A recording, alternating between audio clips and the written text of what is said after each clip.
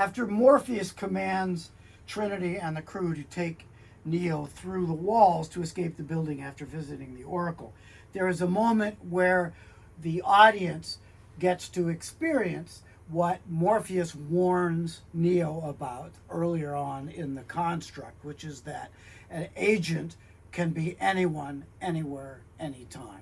So when the policeman who identifies the crew inside the walls, he's dangerous enough as a cop with a gun, but all of a sudden his body, his virtual body in the Matrix, is taken over by an agent. So some poor guy laying in his pod of goo loses his avatar inside the Matrix to one of these agents. And that experience for the audience has to be a very technical digital transformation, but also very physiological, and most importantly, a very excruciatingly emotional moment. So I'm going to play some of these elements, starting with the digital textures, which we see,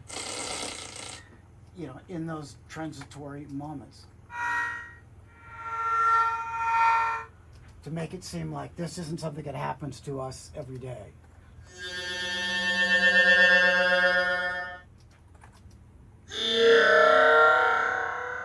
And that's one of the emotional elements, starting with a man screaming, that is manipulated to make it seem like of the Matrix world and not of our real world. And then more details.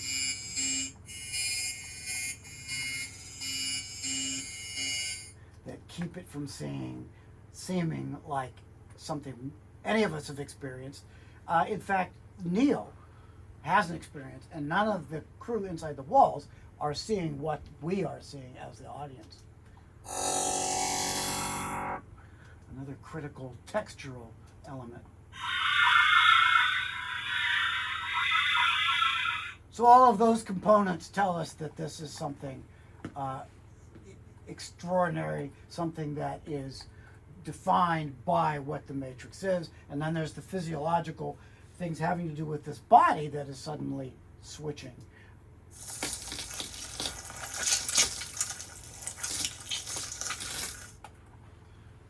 And then we get to the emotional sounds, which are all made from different animals. These are the emotional kind of triggers for the audience,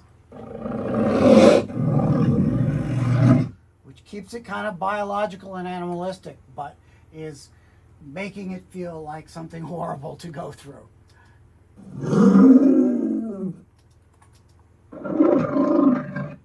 All of which adds to the danger for the characters inside the walls. And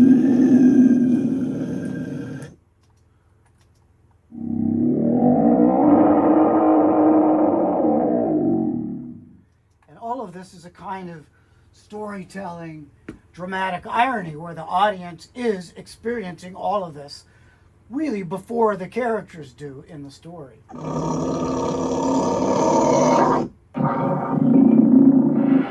Which helps it feel like a very subjective experience for us.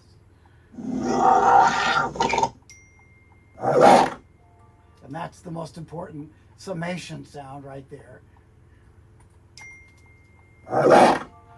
And that had to be timed so the transformation, the morph, happens off screen as his shoe moves, because now he's an agent. That shoe represents being an agent, and he shifts it into position. I'm not just a cop anymore.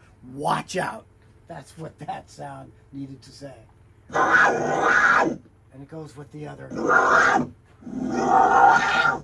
mostly big cat and big dog kinds of sounds that are very sympathetic for us. It creates an empathy, more of an empathy for us of those poor people losing their bodies in the Matrix. And of course, then that makes us worry about our friends, the characters, and the protagonist, Neo. What's going to happen next? And here is the final morphing sound in the mix.